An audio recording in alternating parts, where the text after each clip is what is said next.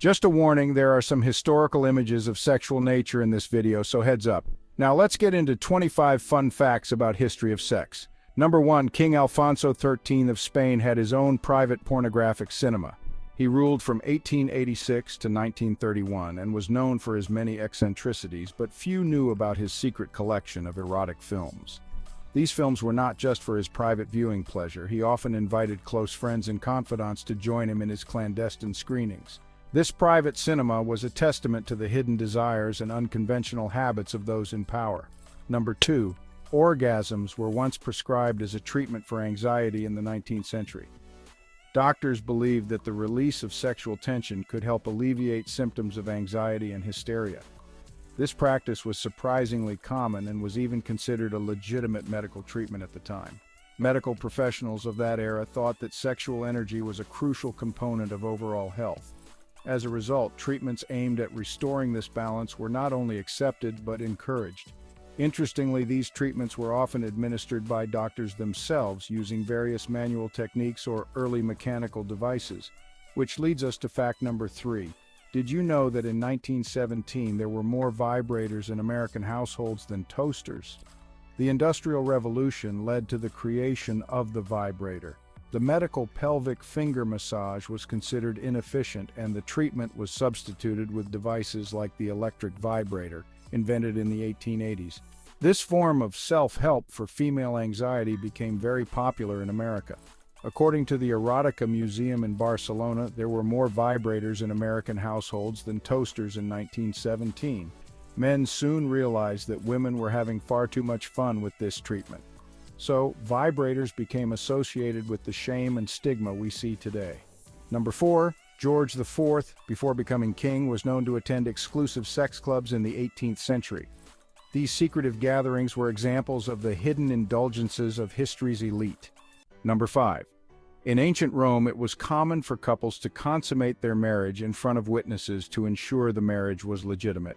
This practice was believed to bring good fortune and fertility to the newlyweds. Number 6. During the Victorian era, people believed that masturbation could lead to insanity. This led to the invention of bizarre anti-masturbation devices and even dietary recommendations to curb sexual urges. Number 7. In medieval Europe, men could be prosecuted for impotence. If a wife claimed her husband was impotent, he had to prove his virility in court by performing in front of a jury. Number 8. The Kama Sutra, an ancient Indian text on love and sexuality, is often thought of as just a sex manual. However, it also contains guidance on how to live a virtuous and gracious life. It covers everything from dating advice to how to make a good impression during the first meeting. Think of it as the ultimate relationship guide of its time. This text also emphasized the importance of mutual respect and understanding in relationships. It wasn't just about physical pleasure, but also about emotional and spiritual connection.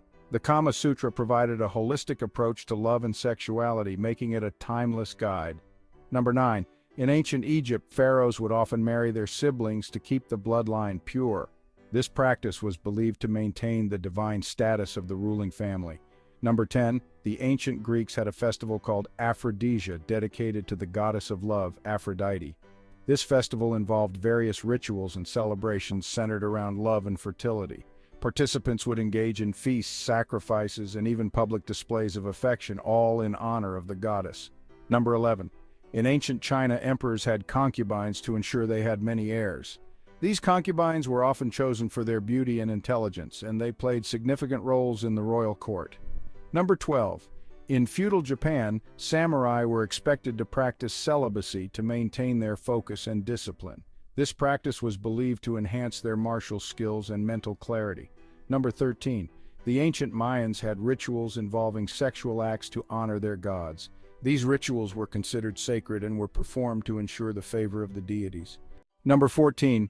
Did you know Romans had public bathhouses where, well, pretty much anything could happen? These places were a hub of social and sexual activity. Imagine a spa day turning into an orgy. Talk about multitasking, right? Next up is number 15. Let's talk about Cleopatra. This powerful Egyptian queen is rumored to have had quite the sexual appetite. Legend has it she once had herself smuggled into Julius Caesar's chambers rolled up in a carpet. That's some serious commitment to a booty call. Cleopatra knew how to make an entrance. Moving on to number 16, let's head to medieval Europe. Believe it or not, chastity belts are mostly a myth. They were never widely used to control women's sexuality.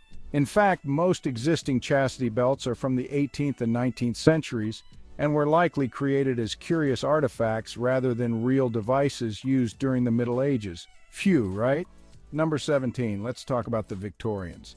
They're often thought of as prudish, but they were obsessed with sex. So much so that they even covered table legs to avoid any suggestive thoughts. But behind closed doors, they had a thriving market for erotic literature and art. Sometimes what's hidden is even more interesting than what's out in the open. But I don't know why they were so against masturbation. Number 18. In ancient Greece, symposiums were social gatherings where men would drink, discuss philosophy, and engage in sexual activities. These events were a mix of intellectual debate and hedonistic pleasure. The Greeks believed that a balance of mind and body was essential for a fulfilling life. Philosophers like Socrates and Plato often participated, discussing profound ideas while enjoying the company of others. Number 19 is about Japan's shunga art. These explicit woodblock prints from the Edo period were not just for titillation, but also served as educational material for newlyweds. Shunga was widely accepted and even celebrated in Japanese culture. Number 20. In ancient China, the art of the bedroom was considered a vital part of health and longevity. Texts like the Handbook of Sex provided detailed advice on sexual techniques and practices. These guides were believed to help balance the body's energies and promote overall well-being. Number 21. The Mesopotamians had a rich tradition of sexual rituals and practices. Temples often served as places for sacred prostitution, where priestesses would engage in sexual acts as part of religious ceremonies. These acts were believed to ensure fertility and prosperity for the community. The intertwining of sex and religion in Mesopotamia highlights the cultural significance of sexuality in ancient times. Number 22. Did you know that in ancient Greece, pederasty was a socially acknowledged romantic relationship between an adult male and a younger male, usually in his teens? This practice was seen as a form of mentorship and was believed to help the younger male develop into a well-rounded adult.